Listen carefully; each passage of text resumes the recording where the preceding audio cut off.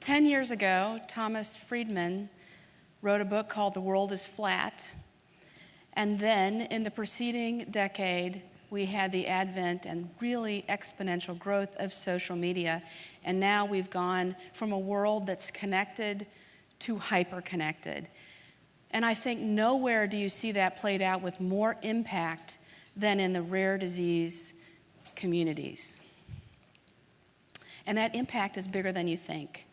This is called the 1-9-90 rule. For every one person who's an influencer in social media, 9 people are sharing that message, and 90 people are listening. They're participating, but they're not actually sharing, but they're hearing that message. And that presents both challenges and opportunities. Challenges that we're going to talk about a little bit today. How is social media changing the role of patient advocacy? How do you determine which advocacy groups to support? Where does the patient advocacy role belong within a biopharma company? So both the external and the internal.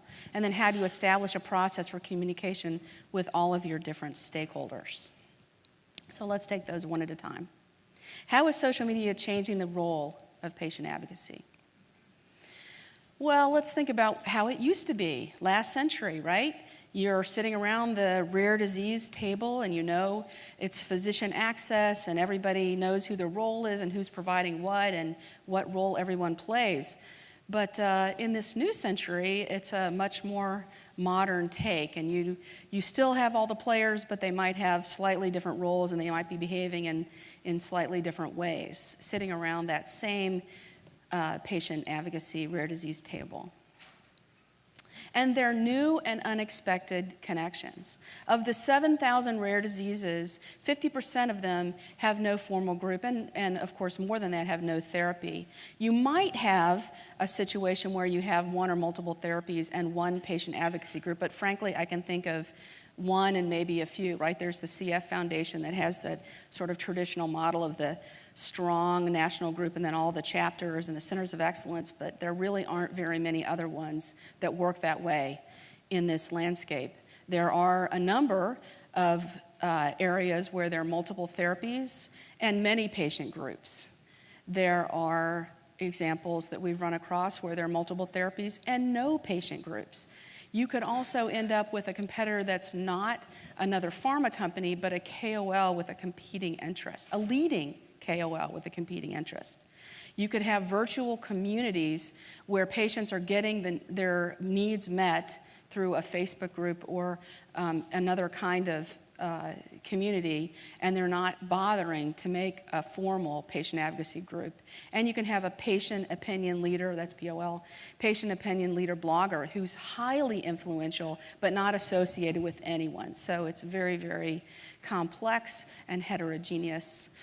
This actually is an example, I don't know if anybody's familiar with this, but it's kind of a fun thing. This is from LinkedIn, and it's somebody's all their personal connections. So I borrowed this slide from Pat Furlong with her permission to talk about because I know we've talked a lot about the Duchenne landscape yesterday, and what are some of the reasons for this fractured landscape. In Duchenne, in the US alone, there are 47 different organizations. And this is what they came around with is, why do we have that? Well, of course, you have social media, so everyone has the opportunity to have their voice heard and be more amplified. And sometimes the bigger organization doesn't meet the needs of the particular rare disease families who have such a laser focus. Of course, there's egos, nobody can do it better, and ownership. It's kind of like a family business. There might be individual tax considerations. Again, most of them are not a national with chapters, so they might not be an organization that's localized in their area. The agenda is the vision of the founder. It provides control over something when most of their life they don't have control over very much. And of course, an expansion for fundraising efforts. So that's really looking at how complex and difficult and new that this landscape is. So internally, how do you set up your company and the role of patient advocacy so that it's really successful? So first, I want to just do a little survey. I want to know, for those people who are in industry, where does your role of patient advocacy fit into? So how many people, if you by a show of hands, know that their patient advocacy role reports into government affairs? Okay, so we got a few out there. How about corporate communications? How about marketing? How about people who don't actually know? All right, good. And then the next question would be, what is that patient advocacy role, what does it look like externally? So if you thought about what is the sort of the older model for patient advocacy, when you say that, it generally meant you're doing policy making and lobbying.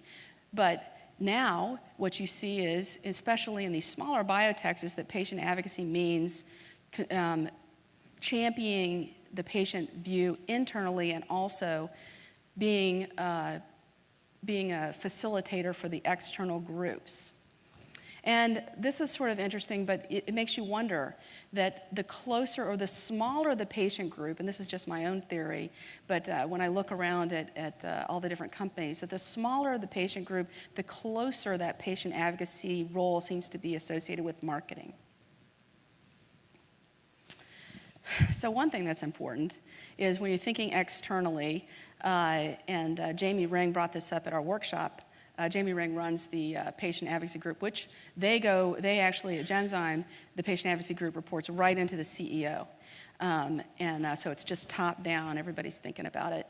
That you really need one point of contact externally. You don't have to always be the answer, but you have to make sure that you're operating sort of with the rules of everything you learned in kindergarten. If somebody asks you a question, you do your best to help them. And that's really what it is patient advocacy in this new model. It's everybody's job. We've been talking for the last day or so about putting patients in the center, but that really means everyone in the company owns patient advocacy. So that means externally helping all the different stakeholders, no matter who they are, patients, patient groups, bloggers, get what they need, and also internally from the top down, running campaigns to connect employees with patients, making it real. So then how do you look at, in the external landscape, which advocacy groups you should support? Melissa Hogan, who is a very prominent patient opinion leader blogger, said, "We see it as a partnership and expect to be treated as an equal partner in the process of trying to save the lives of our children." And we certainly heard that yesterday. So the obvious thing is to take a breath and really look at the landscape. Don't just make assumptions. You listen to every one of the different potential groups, right? Identify the influencers that are both online and offline, because they may not be the same people, and then pinpoint their unmet needs. So it could look all sorts of different ways. And then finally, how do you establish a process for communication with all of these different stakeholders? Remembering that patients expect biopharma to not only participate, but collaborate. And if you don't do it, if you don't listen through multiple channels and personnel to make sure patients' voices are heard, if you don't communicate, even if it's just to tell them there's nothing you can say, engaging them in a relatable way, just as the best that you can do, and not just the heads of organizations, but really the whole community, and support, providing the resources that you can all the way along the patient journey, then there's a potential for your motives to be questioned.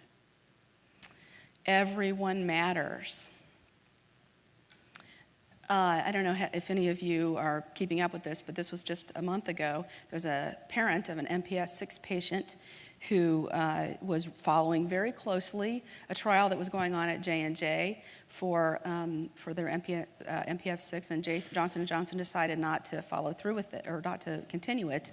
So he put up a website, Shame on Johnson & Johnson, and people started leaving messages to try to really push them to do more work. And he called Johnson & Johnson, wasn't really getting much of a response. And finally, he actually got a form letter back, which he posted. And then he posted his response, and got another form letter back, and then it started to get bigger and more viral, and suddenly it's Johnson & Johnson is indifferent, unethical, and immoral. And there's a whole campaign starting. Well, we can all get behind it, and we're going to try and get 1 million signatures. And the Canadian Bullying Day, they rallied around it, and there's the Project 1 Million. You can make a difference. And frankly, it's still going on, right? The discussion and debate is still ongoing. There's from Pharma-Lot, angry parents force J&J to do damage control. Now the CMO of J&J is involved. And lots of people are writing about it. So everyone matters. And here's another example. There's a DMD patient power sort of in action. There's a mother of 2 boys, one who was 10 and one who's 13. And one boy got in a trial and his brother was not in the trial. And that's a whole nother ethical discussion we have to sort of consider about how do we, should that even be allowed to happen, that I think as a community we need to really be conscious of when you set up your clinical trial design. So understandably, she thinks one of her son is going to live and one is going to die. And what she did is she's done a change.org, and she's almost at 200,000 signatures, which is now going into the FDA. And it just shows the incredible power of patients, but it also should give all of us pause. Because we don't, although I think everyone would agree that we really want patients as part of the process in changing and getting faster cures and moving things through, we don't really want to vote our science, right? We want things to work in a manner that's going to be good for the whole community, ongoing and into the future. So, the pillars for commercializing rare therapies, really it's all about establishing trust for that too, connection and relationships with all the different stakeholders. You've got to recognize that there's a disjointed landscape of patients and communities. You've got rare disease patients that may be involved in more than one patient advocacy group, or they may not belong to any, but most of them are online. And you can also leverage the digital and social media channels to broaden reach. That's another thing is, back to the beginning, is thinking about the difference that social medias make. When you think about relationship marketing, and I like to think of relationship marketing as the art of learning about your customers over time. So this is not just sending out direct mail. This is really the complex way that you can use technology to help you. So it's both high touch and high tech. So just to finish up, what we all want is better patient outcomes. And for that to happen internally and externally and through the whole community in this new century, it's to understand that everyone plays a role in patient advocacy, both internally and externally, that you have to know who all the influencers are, both online and offline, and they may not be the same, that silence is not safe because the patient communities are so engaged, and that the expectation is that biopharma will participate and view patients as collaborators.